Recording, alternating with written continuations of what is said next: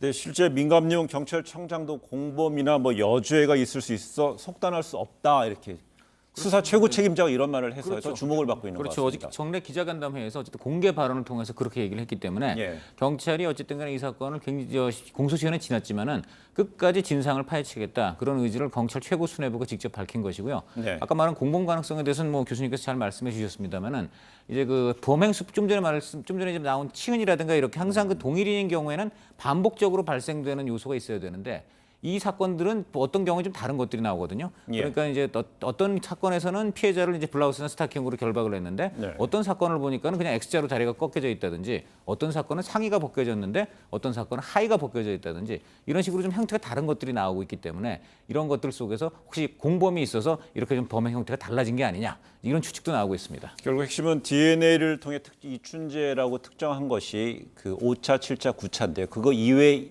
1차, 2차, 10차하고 5, 7, 9차가 서로 그 얘기했던 시그니처 뭐 이런 치은 같은 게 다르기 때문에 패턴이 다르기 때문에 공범이라든지 제3의 용의자로 보는 거죠. 이번 사건에 있어서는 화성 연쇄살인 사건에 있어서는 5차, 7차, 9차는 분명히 DNA가 특정이 되었고 네. 범행의 그 수법도 소위 교살이라고 하는 방법입니다. 그 목을 압박을 하지만 네. 일정한 도구를 활용하는 거죠. 끈이 될 수도 있고 스카프가 될 수도 있습니다. 반면 1차, 2차, 10차는 이른바 액살이라고 하는 형태입니다. 즉 손으로 직접적으로 경부 압박을 하는 것이기 때문에 네. 그런 측면에서 본다면 적어도 1차, 2차는 다른 제3자가 했었을 가능성이 있지 않느냐 이런 평가가 있는 것이기 때문에 이와 같은 사항은 사실상 본인이 제일 잘 알 수가 있습니다. 그래서 지금 자백에 상당히 수사기관에서 방점을 두고 있는 것이 아닌가 추정되는 것이죠. 한 보도에 따르면 유력 용의자인 이 씨는 화성 연쇄 살인 사건 당시에 3차례나 용의 선상에 올랐다고 그러는데요. 그렇습니다. 어떻게 수사망에서 결국 벗어났다고 봐야 되는 거죠? 정말 등잔빛이 없다고 이 준재가 이제 바로 그 화성에서 30년 동안 산 토박이었습니다. 네. 그리고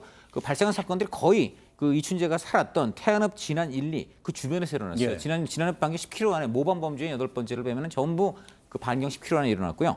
태안읍만 따져보더라도 10건 중에 7건이 거기서 일어났습니다. 그렇기 때문에 경찰이 사실 이춘재를 의심할 요소가 많았음에도 불구하고 87년, 또 88년, 89년, 또 그다음에 91년 이렇게 총 3차례에 걸쳐서 용의선상에 올랐습니다. 그런데 이때마다 경찰이 이제 그 배제를 하게 됐는데 대표적인 이유는 8번째 사건에서 그 채모를 이제 분석해 보니까 유전자가 이춘재하고 일치하지 않는다. 또 그다음에 8번째 사건 범인이 따로 검거가 돼 버렸다. 네. 그리고 범행 현장 족적도 이게 이춘재 발 크기하고 다르다. 이런 이유 때문에 그냥 배제가 된 것이죠.